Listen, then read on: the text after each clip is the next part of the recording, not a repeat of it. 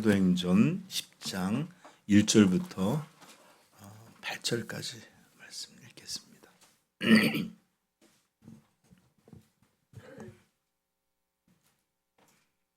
같이 읽읍시다.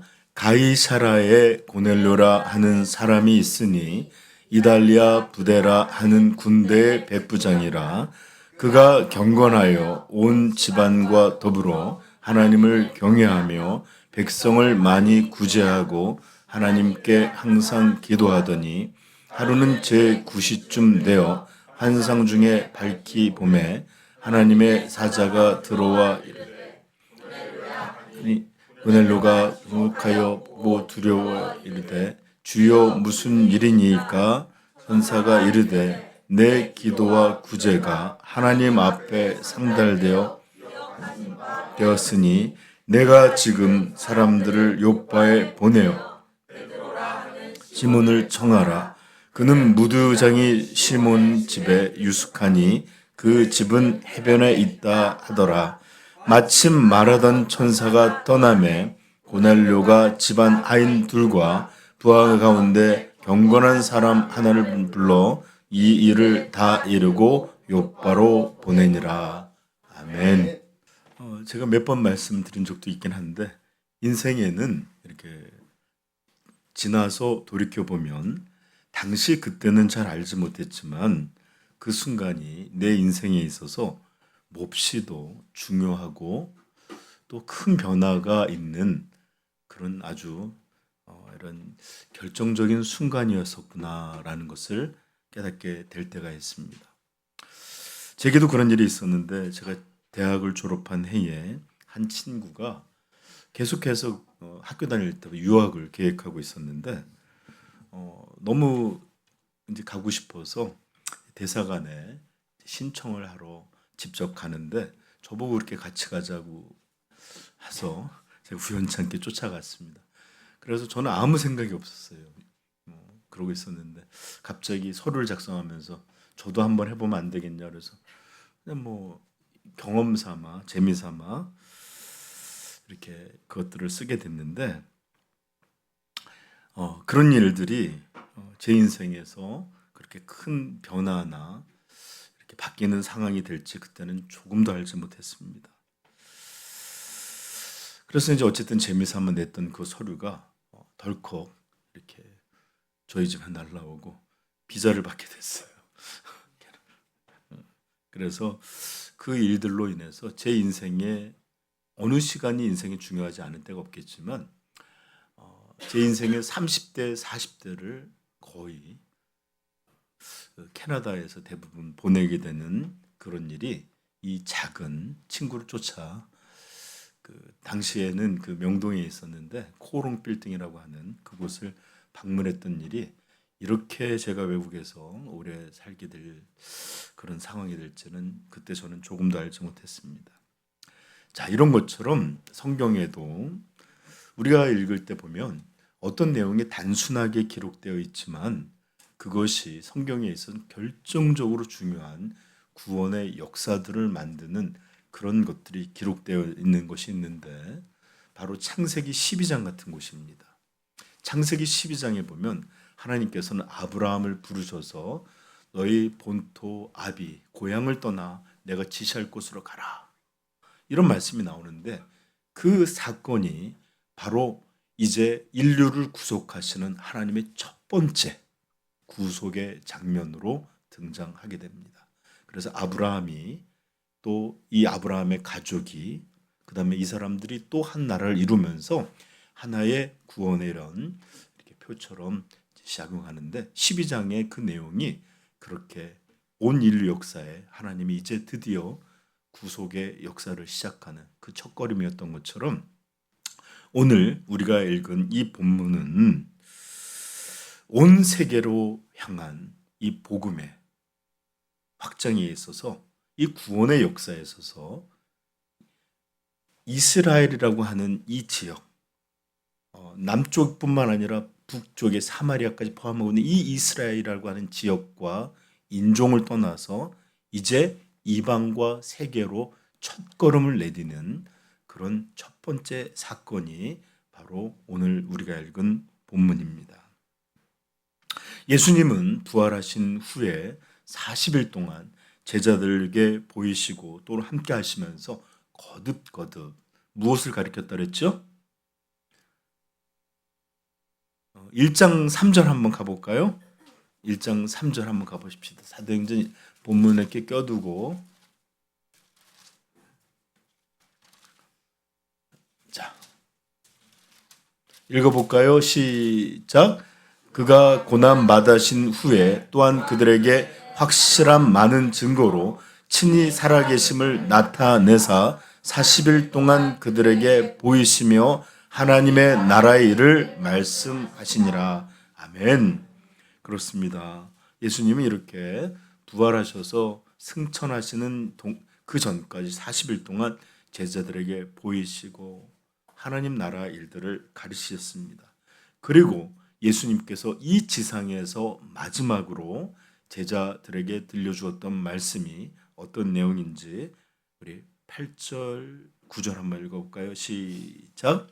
오직 성령이 너희에게 임하시면 너희가 권능을 받고 예루살렘과 온 유대와 사마리아와 땅끝까지 이르러 내 증인이 되리라 하시니라. 이 말씀을 마치시고 그들이 보는데 올려져 가시니 구름이 그를 가리어 보이지 않게.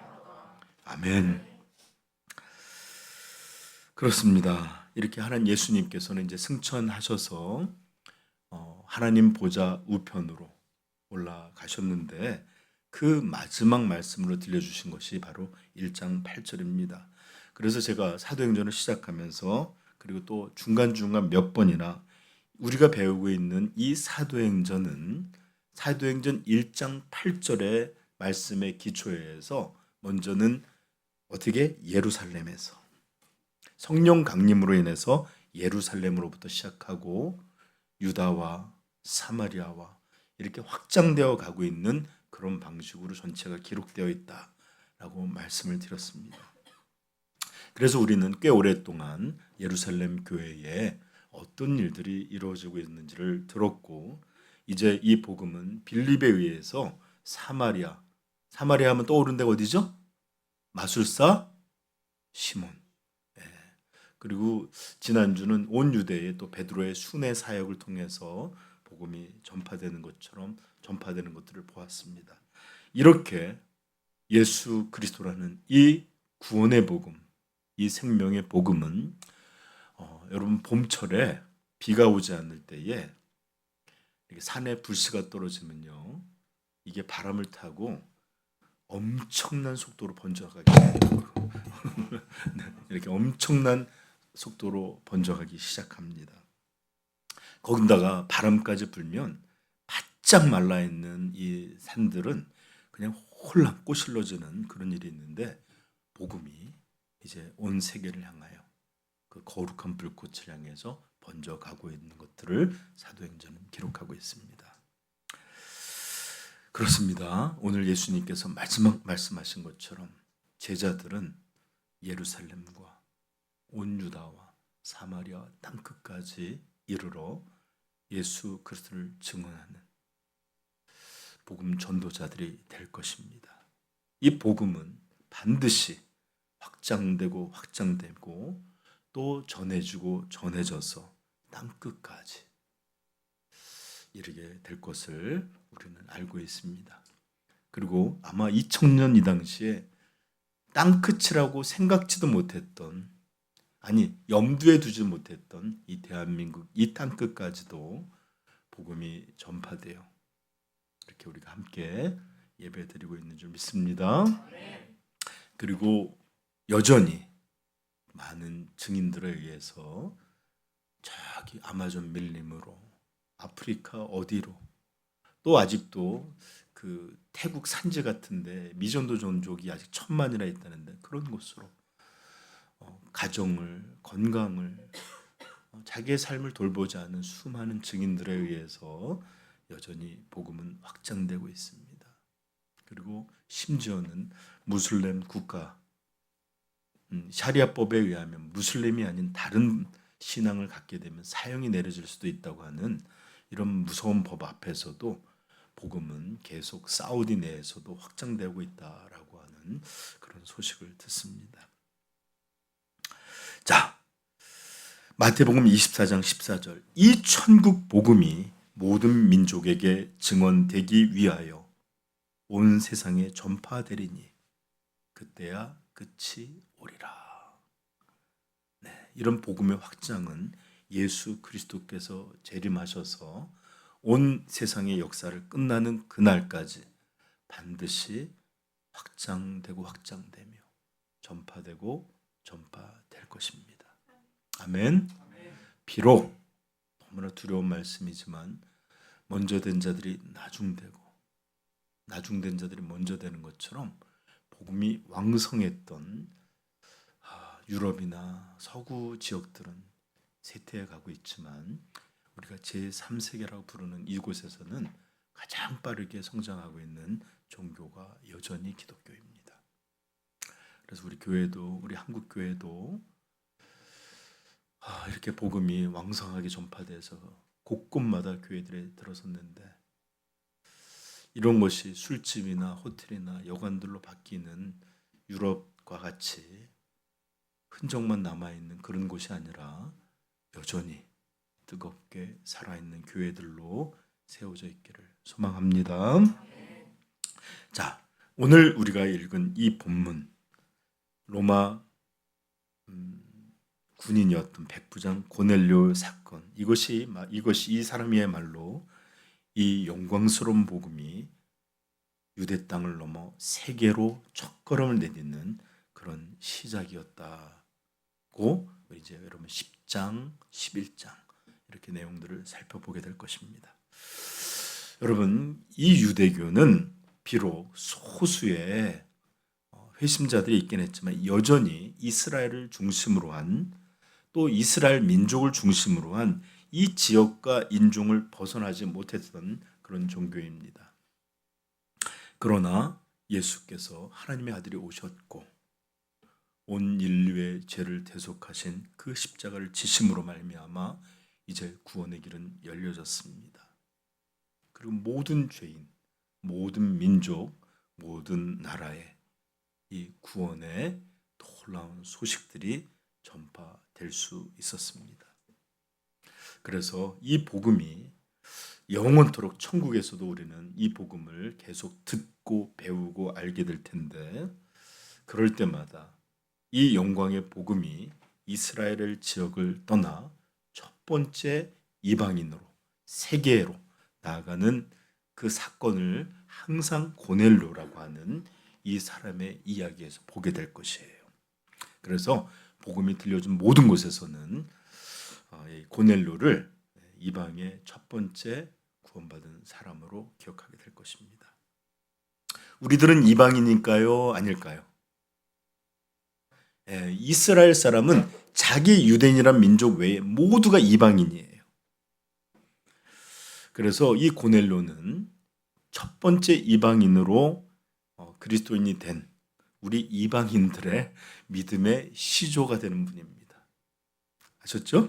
그래서 몇 주간 이 백부장 고넬료라고 하는 이 인물을 배경으로 이제 하나님 말씀들이 어떻게 전파되었고 또 어떤 일이 있었는지를 배우게 될 건데, 오늘의 첫 시간입니다. 그래서 오늘은 제가 보통 할 때 보면 첫 시간이 좀 짧아요. 그래서 오늘 짧게 설교하도록 하겠습니다. 먼저 우리가 일반적인 고넬료라는 사람에 대해서 좀 살펴볼 텐데 1절 한번 읽어볼까요? 시작.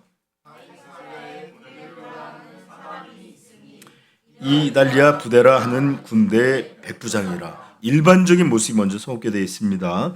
이 사람은 가이사라라고 하는 지역에 주둔하던 이탈리아, 즉 로마의 백부장, 한 중간 계급의 간부였습니다. 장교였는데, 당시 가이사라는 사마리아와 이스라엘 전역을 다스리는 로마의 총독이 있던 총독 관저가 있는 곳으로, 이 가이사라는 로마에 의하면 식민지의 군사적, 경제적, 행정적 중심지로 있던 곳이 바로 가이사라예요.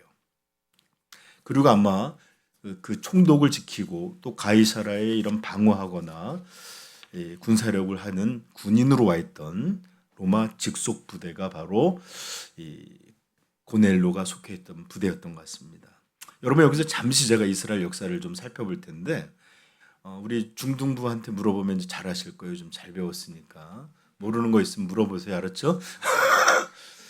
자, 이스라엘은 이 팔레스타인 이 지역은 사실은 몇 번의 과정을 겪었습니다. 구약에서는 아수르에 의해서 또 바벨론에 의해서 또 그리고 알렉산더라고 하는 마게도냐 왕에 의해서 거듭거듭 이 중동의 지역은 제국의 흥망성쇠에 따라서 주인이 바뀌었어요.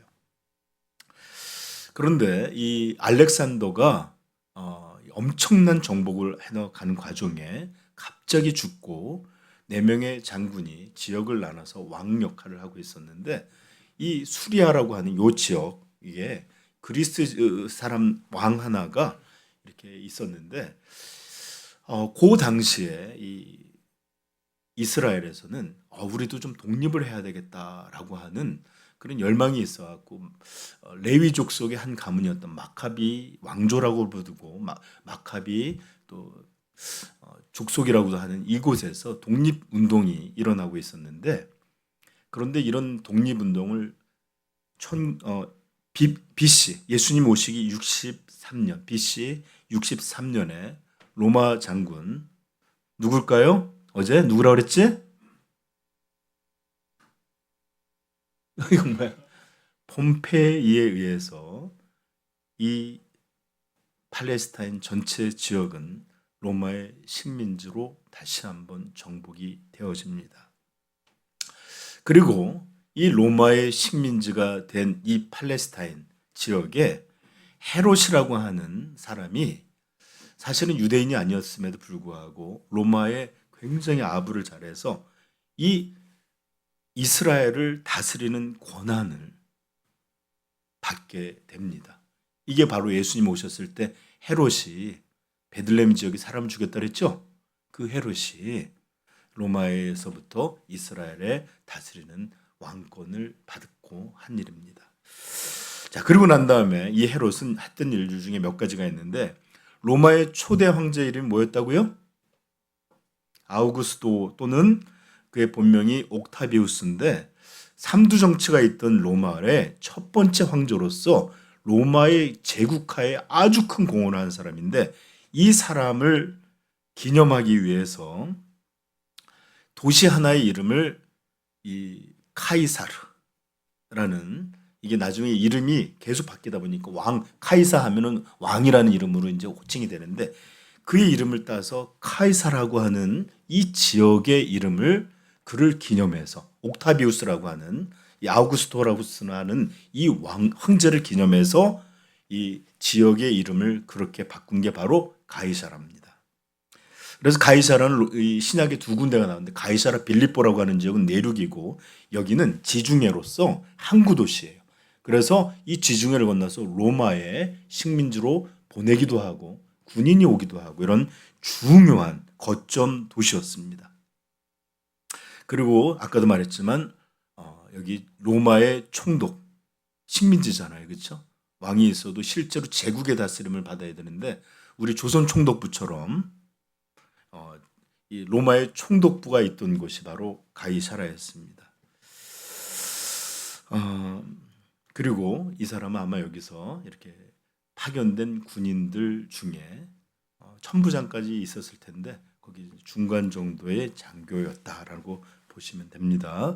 자, 그는 근데 좀 특이한 로마 사람이었지만 로마의 군인이었지만 로마의 다신적인 우상들을 믿었던 것이 아니라 그 지역에 아마 주둔하고 거주하면서 유대교를 받아들이고 믿게 되었던 것 같습니다. 2절 읽어볼까요? 10장 2절. 자, 시작.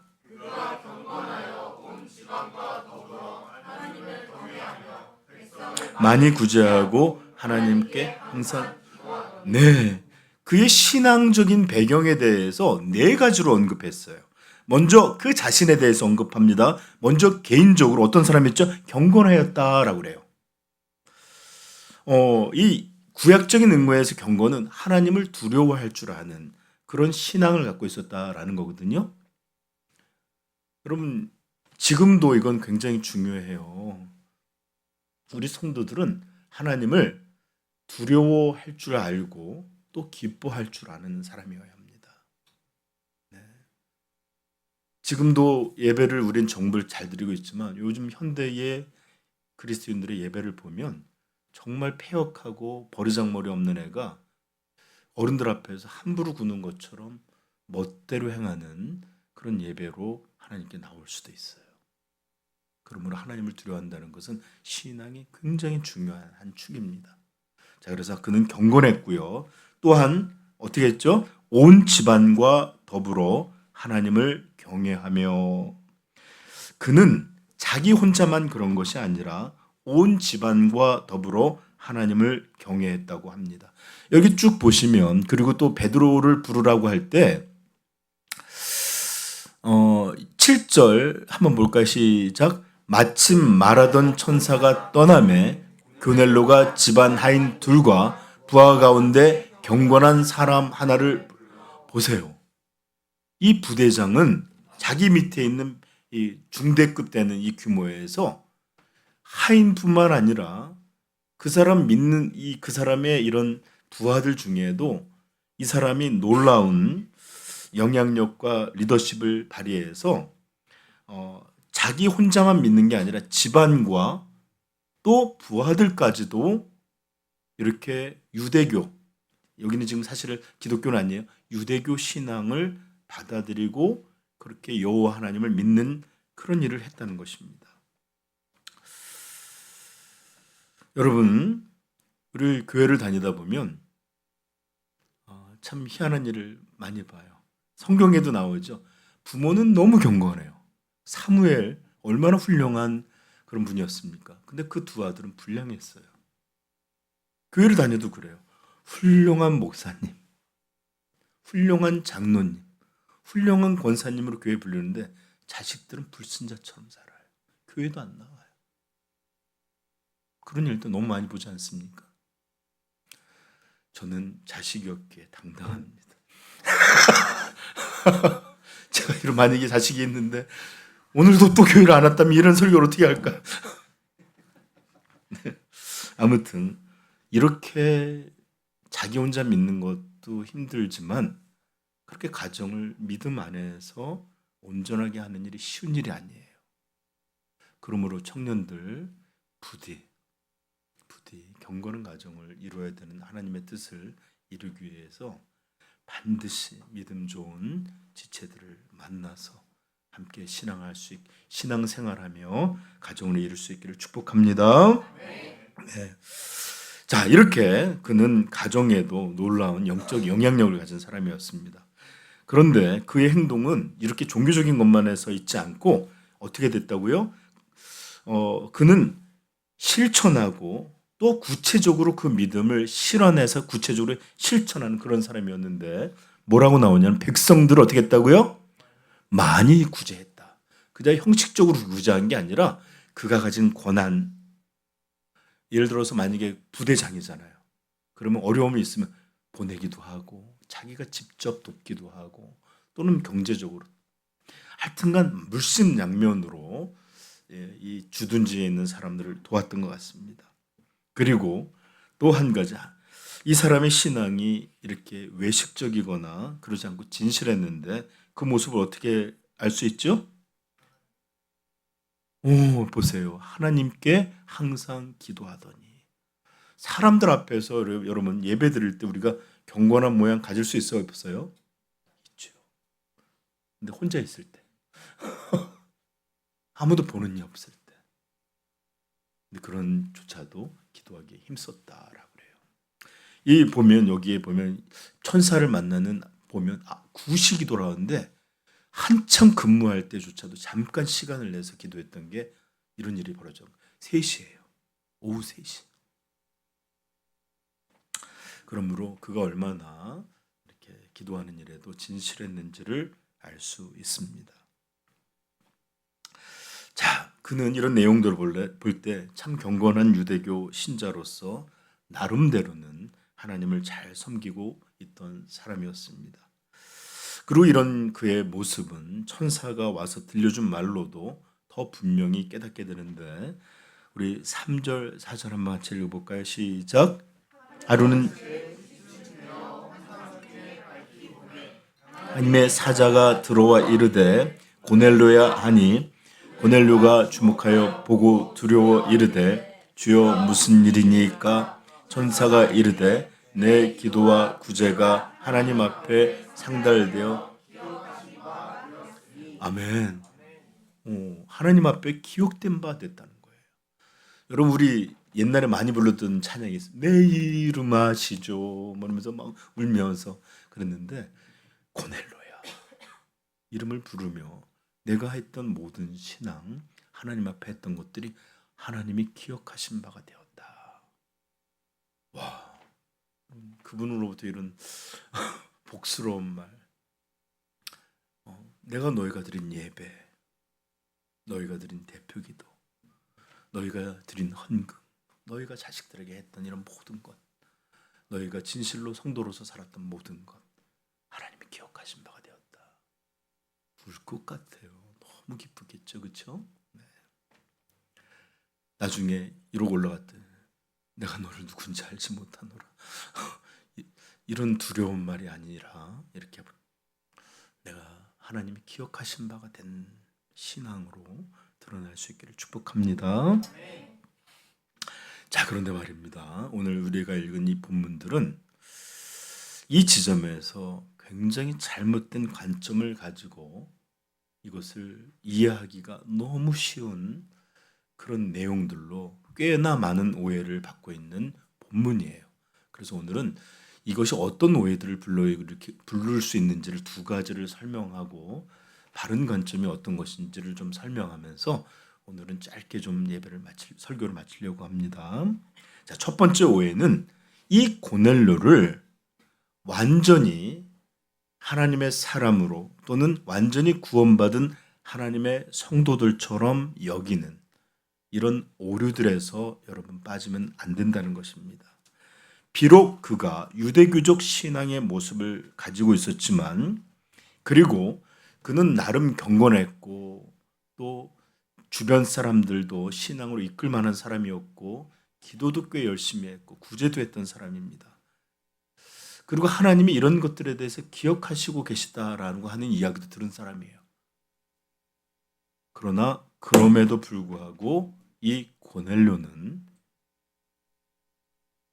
구원이 필요했던 한 사람의 죄인이었다라는 것을 여러분 분명히 깨닫게 되기를 축복해요.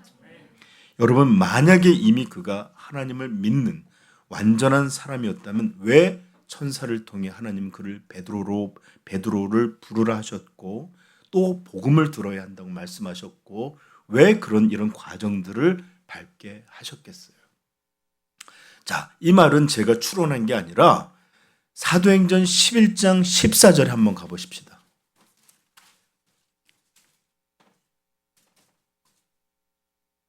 시작.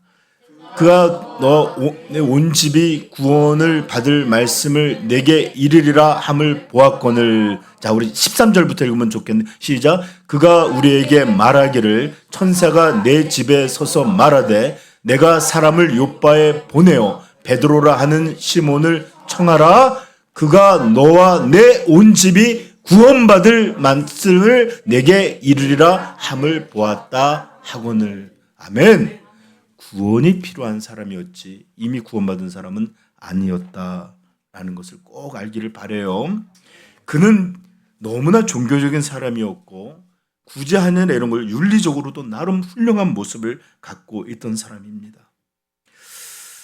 그럼에도 불구하고 세상의 어떤 이도 자신의 선함, 자신의 공로, 자신의 경건으로 하나님께 받들어질 수 있는 사람이 있다 없다? 없어요. 아무도 없어요. 인간은 그의 본성상 여전히 극한 죄인일 뿐이고 하나님은 완전한 의를 요구하시는 거룩한 하나님이세요. 그러므로 로마서 3장 20절을 이렇게 말합니다. 그러므로 율법의 행위로 그의 앞에 의롭다 하심을 받을 육체가 없나니. 여러분, 만약에 고넬로조차도 예수 그리스도라는 이 구원이 필요한 사람이었다면, 만약에 우리가 보여주는 그리스도 밖에서의 경건, 그리스도 밖에서의 윤리적인 생활, 그리스도 밖에서 우리가 신앙의 열심들을 볼 때, 여러분, 이런 것들에 속지 마시고 반드시 구원은 예수 그리스도 외에 다른 방식이 없음을 깊이 깨닫게 되기를 축복합니다. 갈라디아서 2장 16절 찾아보십시다. 이거는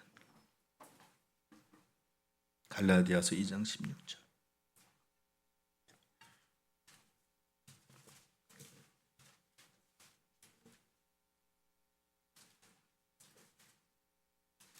다 찾았어요? 아멘. 읽겠습니다. 사람이 의롭게 되는 것은 율법의 행위로 말미암음이 아니요 오직 예수 그리스도를 믿음으로 말미암는 줄 알므로 우리도 그리스도 예수를 믿나니 이는 우리가 율법의 행위로서가 아니고 그리스도를 믿음으로써 의롭다 함을 얻으려 함이라. 육체 행위로는 의롭다 함을 얻을 육체가 없느니라. 아멘. 사람의 일반적인 관점으로서는 너무나 훌륭한 신앙인처럼 보였지만 그조차도 예수 그리스도를 들으는 그 복음을 전파하는 베드로를 청하라고 하는 이 말씀을 듣고서야 구원에 이르게 됩니다. 그러므로 반드시 구원은 사람의 어떤 것에 있지 아니하고 우리 주 예수 그리스도의 그 십자가와 부활에 있음을 반드시 여러분 믿음으로 확정할 수 있기를 축복합니다. 자, 그러므로 첫 번째 오해는 그를 성도처럼 여겨서는 안 된다는 것. 두 번째, 여기서 두 번째 오해를 만나게 되는데, 하나님이 고넬로가 너무나 훌륭한 신앙의 모습을 가지고 있었기에 하나님께서 그를 선택하셔서 은혜를 베풀었다라는 오해입니다. 즉 그가 착하고 온전하게 살았기 때문에 하나님의 복을 받은 것처럼 그렇게 이해하는 구조입니다. 이거 사실일까요? 제가 오해라고 그랬죠? 이건 잘못된 관점인데 아닙니다. 고넬로의 신앙이 훌륭해서 그가 착하게 살았기에 그가 꽤나 경건한 신앙의 모습을 유지하고 있었기 때문에 하나님이 그를 선택한 것이 아니라 오히려 고넬로의 이런 복되고 귀한 모습은 하나님께서 먼저 그를 이방을 섬기고 있던 신앙에서 유대교적 신앙으로 부르셨고 또 그의 마음에 하나님을 아는 믿음을 준비시킴으로 복음이 전파될 수 있도록 준비시켰던 그런 내용이라는 것을 여러분 볼 줄 알아야 합니다. 아멘. 그러므로 오늘 고넬로의 신앙은 그가 훌륭했기에 선택받은 것이 아니라 하나님께서 그를 먼저 부르셔서 복음을 위한 구원을 위한 준비하고 계시는 하나님의 주권적 역사였음을 깨닫는 그런 믿음의 눈이 있기를 축복합니다. 여러분 인생 누구도 자기가 하나님을 만나고 싶고 자기가 스스로 찾고 자기가 구원을 위해서 애썼기에 그렇게 하나님의 사람이 되고 구원을 받고 천국의 백성이 되는 것이 절대로 아닙니다. 오히려 하나님이 그를 부르셨고 하나님이 그의 마음을 변화시키셨고 하나님이 그에게 믿음을 주셨기에 우리는 하나님의 자녀로 성도로 그렇게 나올 수 있게 되는 것입니다. 만약에 정말로 하나님께서 누군가를 훌륭하게 사는 사람을 그런 사람에게 구원을 베푸고 그런 사람을 찾아서 은혜를 베풀어 주시는 분이라면 저는 확신하건대 절대로 이 자리에서 설교는커녕 목회자는커녕 한 사람의 성도로도 있지 못했을 것입니다. 저는 확신합니다. 제 의가 만약에 하나님을 우리를 선택하시는 기준이 되었다. 저는 절대로 교회에 없었을 것입니다. 그리고 아마 정직하게 자신의 심령을 살피는 그런 사람들도 저와 함께 같은 고백을 할 거예요. 만약에 내 어떤 것, 내 공로, 내 선함, 내 어떤 것들을 보고 하나님 선택하셨다? 그렇다면 우리들 중 아무도 여기에 있지 않을 것 같다. 불쾌하시나요? 그렇지 않죠? 이게 믿음의 진실한 고백인 줄 알기를 축복합니다. 하나님은 우리의 어떤 것을 보시는 게 아니라 그분의 주권적인 선택, 주권적인 은혜로 왜 나인지를 몰라요. 왜 저 사람은 아니고 왜 나인지 아무도 모르지만 그렇게 우리를 택해 주셨습니다. 아멘. 로마서에 보면 야곱과 에서가 태어나서 무슨 일을 하기 전부터 하나님이 야곱은 사랑하였고 에서는 미워하였다 함과 같이 그분의 주권적 은혜가 여러분들을 불러 세우신 것이라는 것을 알기를 바랍니다.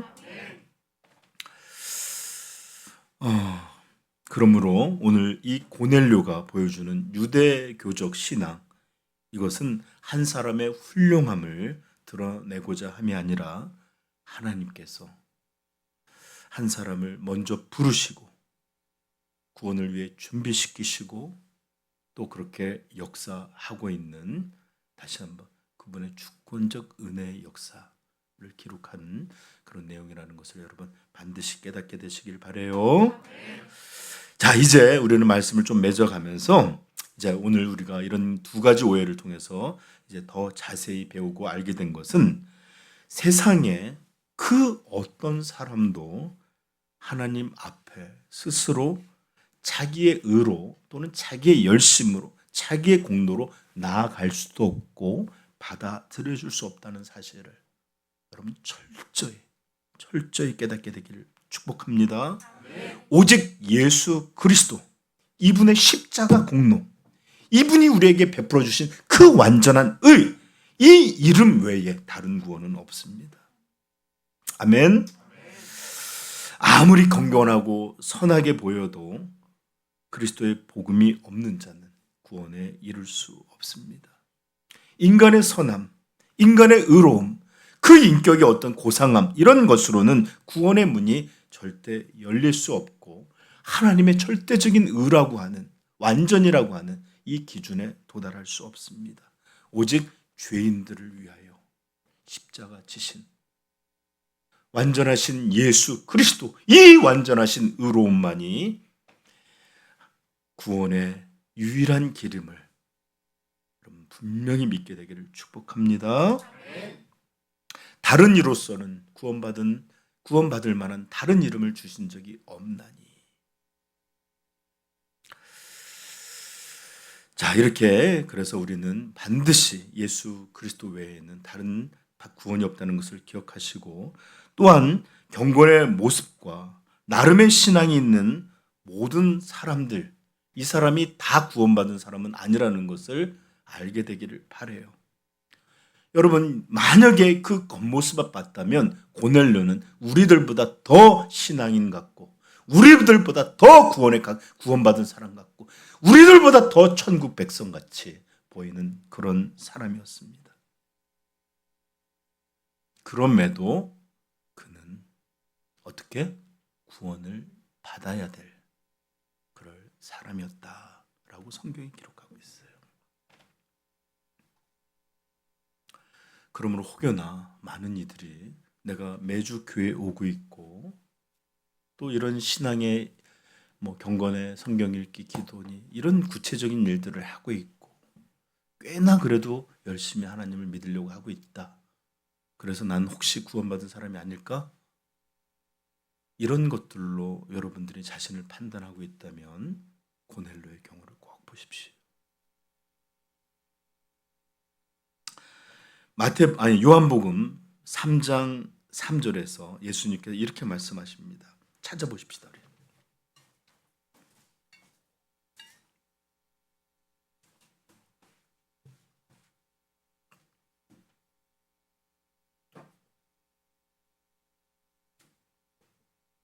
읽겠습니다. 예수께서 대답하여 이르시되 진실로 진실로 내게 이르노니 사람이 거듭나지 아니하면 하나님 나라를 볼 수 없느니라.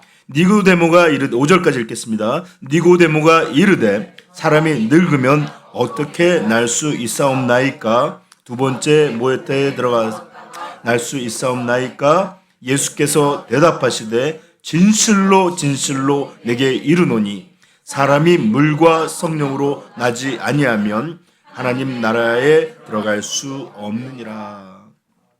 아멘. 거듭남 없는 어떤 것도 천국에 들어갈 수 없습니다.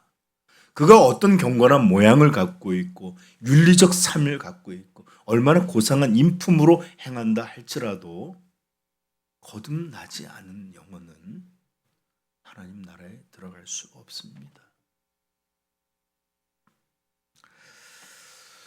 여러분, 오늘날 교회들은 거듭남이 무엇인지를 알지 못하는 그런 사람들로 교회에 가득합니다.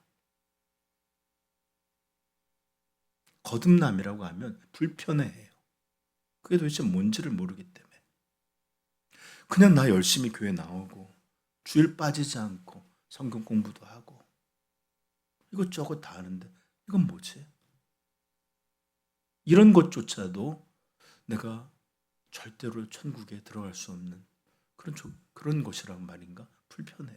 그게 뭔지를 몰라요. 현대교회와 목회자는 교회에 나온 사람들을 정말로 속이고 있습니다. 그들이 전부 그냥 그리스도인이고 구원받은 백성들이고 천국의 자녀들이라고 믿게 만들도록 유혹하고 있습니다. 회개 없는 구원, 거듭남이 없는 그런 구원, 이런 것들을 오해하도록 속이고 있습니다. 만약에 예수께서 이렇게 거듭 진실로 진실로 내게 명하는 이것만 2번 했고 3절과 5절에 거듭 같은 말씀으로 이렇게 해서 거듭나지 아니하면 성령은 물과 성령으로 거듭나지 아니하면 하나님 나라에 들어갈 수 없다는 이 말을 감추어 놓고 있어요. 교회 나온 게 거듭남이다. 예배 드리게 된 게 거듭남. 그런 말 없어요.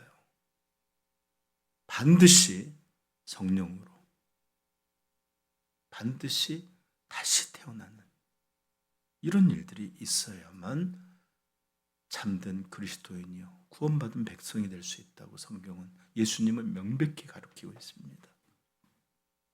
그러므로 오늘날 사람들에게 이것을 슬며시 덮고 넘어감으로 얼마나 많은 사람들이 멸망으로 심판으로 천국이 아닌 다른 여러분 영적 세계는 2개 것밖에 없다 그랬죠?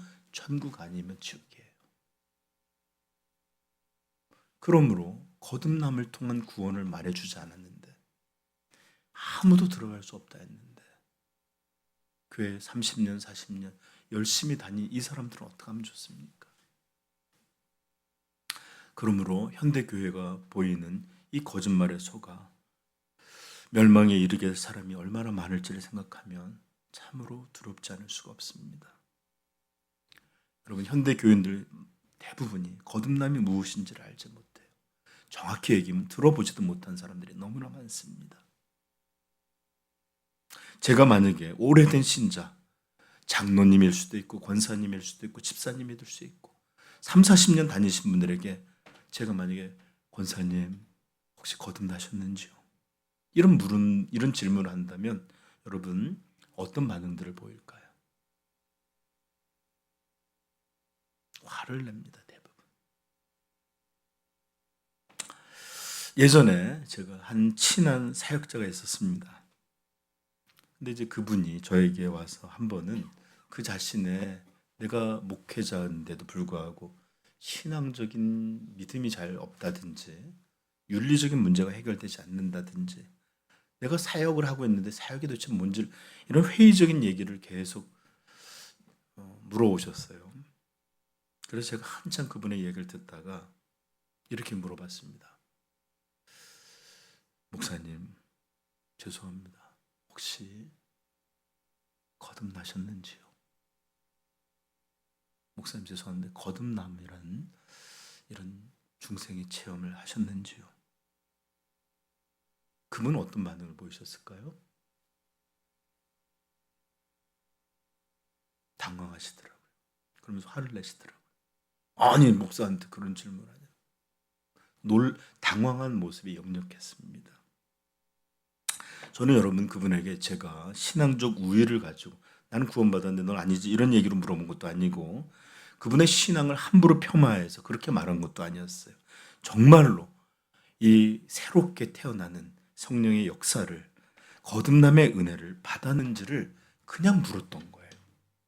근데 저는 오히려 그분이 보이는 그런 태도들로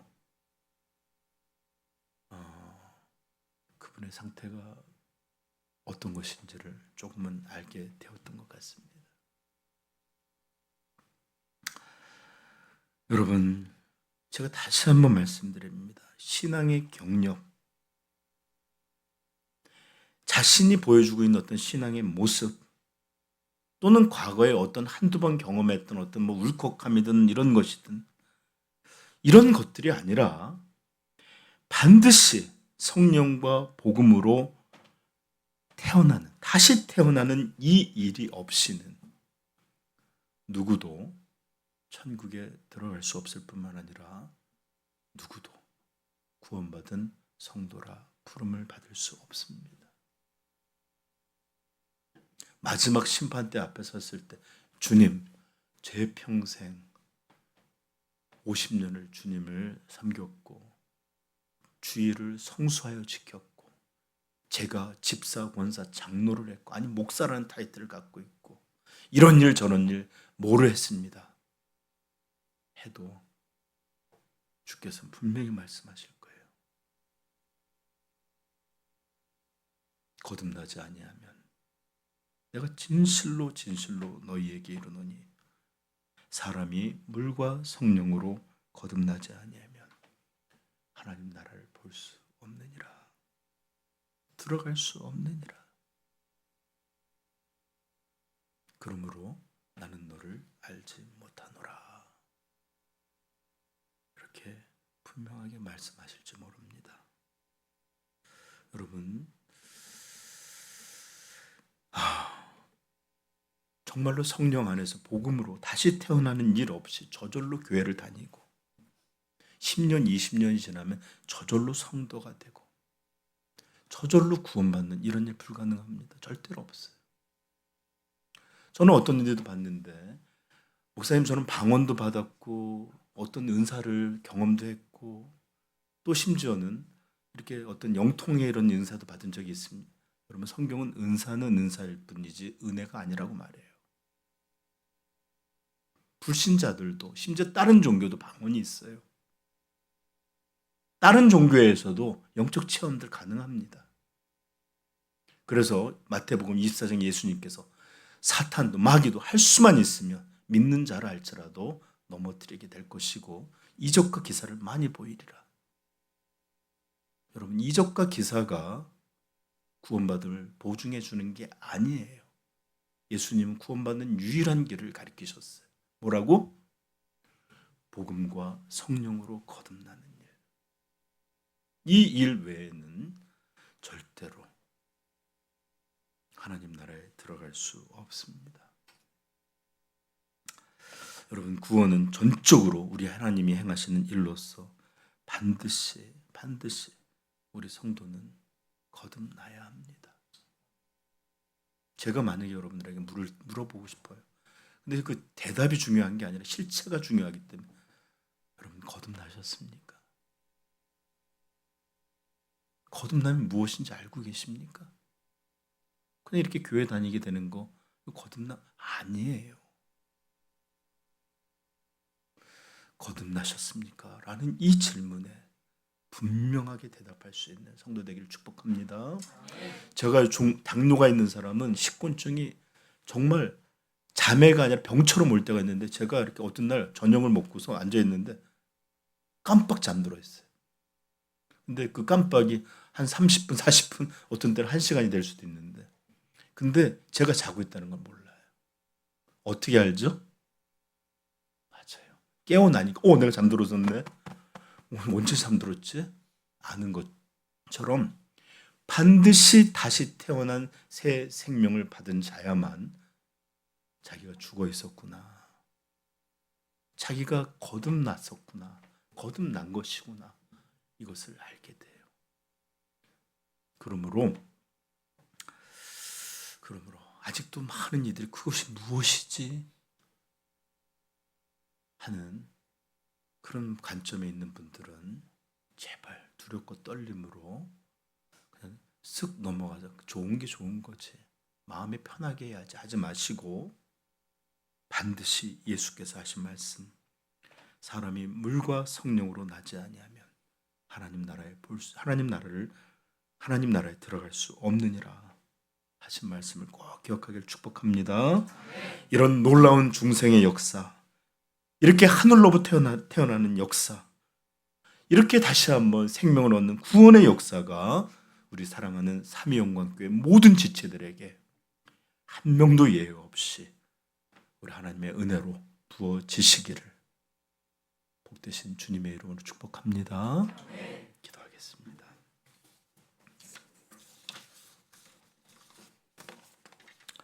여러분, 참된 기독교는 사람의 설득으로 이루어질 수가 없습니다.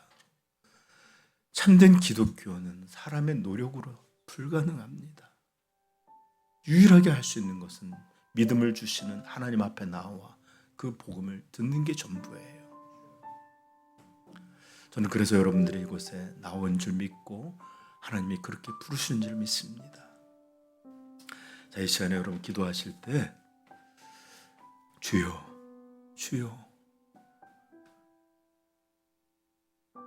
나로 성령의 역사로 옛자아가 죽고 그리스도의 생명으로 거듭난 천국의 백성, 구원의 백성, 생명의 백성이 되게 하여 주옵소서. 우리 같이 기도하십시다.